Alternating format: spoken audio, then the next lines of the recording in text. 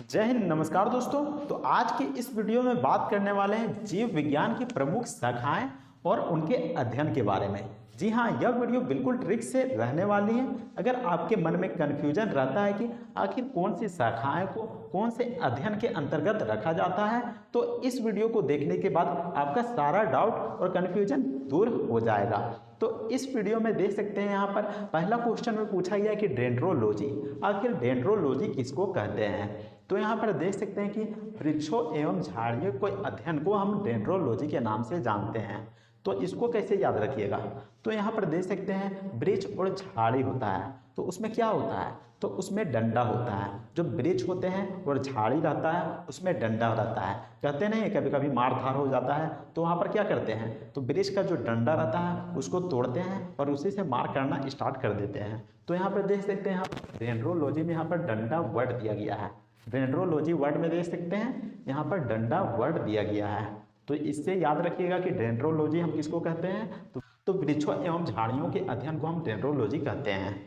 अगला क्वेश्चन में देखते हैं सेरोलॉजी। तो सेरोलॉजी हम किसको कहते हैं, तो छिपकलियों के अध्ययन को हम सेरोलॉजी के नाम से जानते हैं। यहाँ पर देख सकते हैं सेरोलॉजी में सर वर्ड आया है। सेरोलॉजी में यहाँ पर सर वर्ड आया है और सर के ऊपर क्या रहता है, तो सर के ऊपर क्या रहता है, तो छत रहता है। और छत में क्या रहता है, तो छत में छिपकली रहता है। तो यहाँ पर देख सकते हैं सेरोलॉजी में यहाँ पर सर वर्ड आया है और सर पर क्या रहता है, तो सर पर छत रहता है और छत में छिपकली रहता है। तो ऐसे में याद रखिएगा सेरोलॉजी, जो कि छिपकलियों के अध्ययन को कहा जाता है। अगला क्वेश्चन में देखते हैं एंटोमोलॉजी। एंटोमोलॉजी के अंतर्गत किसका अध्ययन किया जाता है, तो इसके अंतर्गत कीटों का अध्ययन करते हैं। तो इसको कैसे याद रखिएगा, तो इसको याद रखिएगा, यहाँ पर देख सकते हैं एंटोमोलॉजी में एंट वर्ड आया है। एंट वर्ड आया है और एंट क्या होता है, एंट मतलब क्या होता है, तो एंट मतलब होता है चींटी। एंट मतलब चींटी होता है और चींटी क्या है, तो चींटी एक तरीके का कीट है। तो यहाँ पर देख सकते हैं कीटों का अध्ययन, जिसको कि हम एंटोमोलॉजी के नाम से जानते हैं। यहाँ पर एंट वर्ड को याद रखिएगा, जो कि यहाँ पर चींटी से रिलेट हो जाएगा। और कीट जो एंट है वह एक तरीके का कीट है, तो कीटों का अध्ययन एंटोमोलॉजी हो जाएगा। अगले क्वेश्चन में देखते हैं कि हर्पेटोलॉजी। और हर्पेटोलॉजी के अंतर्गत हम किसका अध्ययन करते हैं, तो सरीसृप का अध्ययन करते हैं। और सरीसृप में क्या आ जाता है, तो सरीसृप में मगरमच्छ आ जाता है, सांप आ जाता है। मान लीजिए कि आपके घर में सांप या फिर मगरमच्छ घुस जाता है, तो आप क्या करते हैं, तो उसको आप पीटने लगते हैं। तो यहाँ पर देख सकते हैं कि हर पेटा, यानी कि हर को मिलकर पीटा। यहाँ पर देख सकते हैं हर वर्ड आया है और पेटा वर्ड आया है, यानी कि पीटा वर्ड आया है। तो अगर आपके घर में सांप या फिर छिपकली घुस जाता है तो यहाँ पर सबको पीटने लगता है, हर कोई मिलकर पीटने लगता है। तो हर्पेटोलॉजी, जो कि सरीसृप का अध्ययन कहलाएगा। अगले क्वेश्चन में देख सकते हैं यहाँ पर सिल्वीकल्चर। तो सिल्वीकल्चर के अंतर्गत हम किसका अध्ययन करते हैं, तो यहाँ पर देख सकते हैं कि वन्य वृक्षों का अध्ययन करते हैं। किसका अध्ययन करते हैं, तो वन्य वृक्षों का अध्ययन करते हैं। तो यहाँ पर देख सकते हैं सिल्वी में यहाँ पर सेल वर्ड आ रहा होगा, सिल्वी में यहाँ पर सेल वर्ड आ रहा होगा। तो सेल वर्ड का मतलब क्या हो गया, तो सेल वर्ड का मतलब हो गया यहाँ पर वृक्षों, जो वन्य वृक्ष है उसका यहाँ पर सेल किया जा रहा है। जो वन्य वृक्ष है उसका यहाँ पर सेल किया जा रहा है।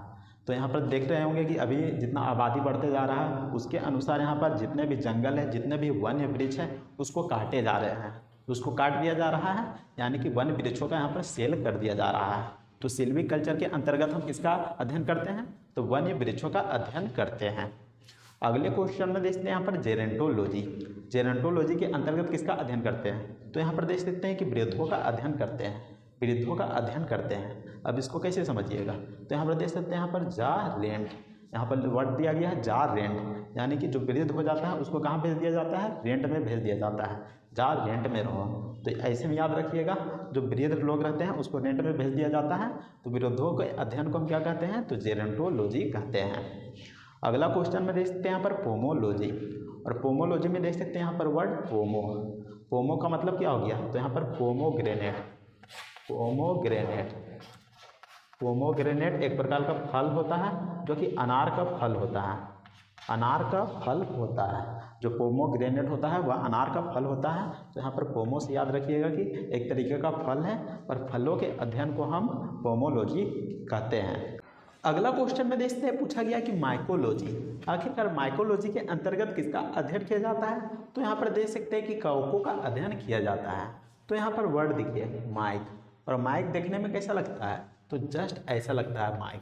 माइक देखे होंगे यहाँ पर पकड़ने वाला होता है और ऊपर में गोल ऐसा दिखा रहता है। तो जो कवक रहता है यानी कि जो मशरूम रहता है वो ऐसा ठीक वैसा ही दिखता है, यानी कि माइक के जैसा ही दिखता है। तो आपको याद रखना है कि माइक के जैसा कौन सा चीज़ दिखता है, तो वह मशरूम दिखता है जिसको कि हम कवक के अंतर्गत रखते हैं। तो यहाँ पर हो जाएगा माइकोलॉजी के अंतर्गत हम कवकों का अध्ययन करते हैं। अगला क्वेश्चन में देखते हैं, यहाँ पर पूछा गया पीसी कल्चर। आखिरकार पीसी कल्चर के अंतर्गत हम किसका अध्ययन करते हैं, तो यहाँ पर देख सकते हैं मत्स्य पालन का अध्ययन करते हैं, यानी कि मछली कैसे पाला जाता है उसका अध्ययन किया जाता है।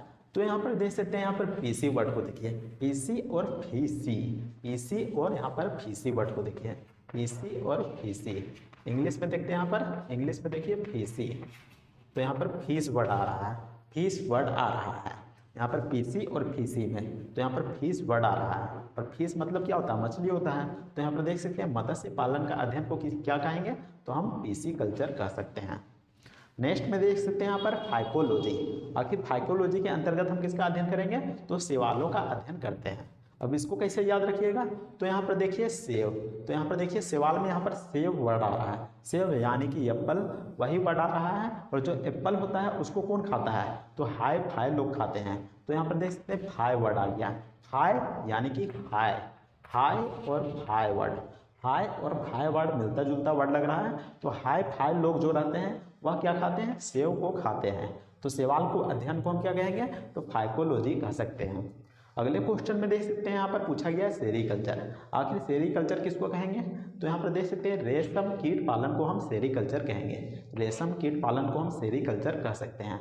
तो यहाँ पर देखिए शेर वर्ड को और यहाँ पर रेस वर्ड को देखिए, तो यहाँ पर देख सकते हैं यहाँ पर मात्रा का फर्क है। यहाँ पर देख सकते हैं रे राम यहाँ पर एक ही मात्रा लगा दिए, तो यहाँ पर रे हो गया और सा को यहाँ पर पीछे कर दिए। तो यहाँ समझ रहे हैं ना यहाँ पर क्या हो रहा है। तो यहाँ पर देख सकते हैं जो रा है वह आगे चला गया है और एक ही मात्रा लग गया है, और जो सा है वह यहाँ पर पीछे चला गया है। तो आपको याद रखना है कि जस्ट इसको उल्टा कर देंगे, तो यहाँ पर हो जाएगा रेशम कीट पालन, जिसको कि हम सेरीकल्चर के नाम से जानते हैं। अगला क्वेश्चन में देख सकते हैं यहाँ पर एपीकल्चर। आखिर एपीकल्चर के अंतर्गत हम किसका अध्ययन करते हैं, तो मधुमक्खी पालन का अध्ययन करते हैं। तो यहाँ पर देख सकते हैं एपी यानी कि एक व्यक्ति को बुलाया जाता है और कहा जाता है पीने के लिए। तो क्या पीता है वह, तो वहाँ पर मधु पीता है। तो यहाँ पर मधु को पीता है, तो यहाँ पर मधुमक्खी पालन किसका अध्ययन हो जाएगा, तो एपीकल्चर के अंतर्गत आ जाएगा। अगले क्वेश्चन में देखते हैं, यहाँ पर देख सकते हैं ऑर्निथोलॉजी। तो ऑर्निथोलॉजी के अंतर्गत किसका अध्ययन करते हैं, तो इसके अंतर्गत हम पक्षियों का अध्ययन करते हैं। अब इसको कैसे याद रखिएगा, तो यहाँ पर देख सकते हैं ऑर्निथो, तो यहाँ पर देख सकते हैं ओर्नी, ओर्नी या फिर मोरनी, यहाँ पर मिलता जुलता वर्ड लग रहा है, ओर्नी और मोरनी, ओर्नी और मोरनी। तो यहाँ पर देख सकते हैं मिलता जुलता वर्ड लग रहा है, ओर्नी और मोरनी। तो यहाँ पर हो जाएगा पक्षियों का अध्ययन, क्योंकि जो यहाँ पर मोरनी है वह भी एक तरीके का पक्षी ही है। तो यहाँ पर पक्षियों का अध्ययन हो जाएगा ऑर्निथोलॉजी। अगला क्वेश्चन में देखते हैं एंथोलॉजी। और एंथोलॉजी के अंतर्गत हम किसका अध्ययन करते हैं, तो इसके अंतर्गत हम पुष्पों का अध्ययन करते हैं। तो यहाँ पर देखते हैं एंथो में यहाँ पर जो आ रहा है एंथर, जो पुष्प में एक भाग पाया जाता है जिसका नाम रहता है एंथर, पुष्प में एक भाग पाया जाता है जिसका नाम रहता है एंथर। और यहाँ पर वर्ड भी मिल रहा है एंथोलॉजी, यहाँ पर एंथो मिल रहा है। तो पुष्पों का अध्ययन के अंतर्गत हम एंथोलॉजी को रख सकते हैं। तो उम्मीद करते हैं कि आपको यह ट्रिक्स पसंद आ रहा है। अगर ट्रिक्स पसंद आ रहा है तो वीडियो को लाइक कीजिएगा। इसके अलावा कमेंट करके बताइएगा कि आपको यह ट्रिक्स समझ में आ रहा है या फिर नहीं।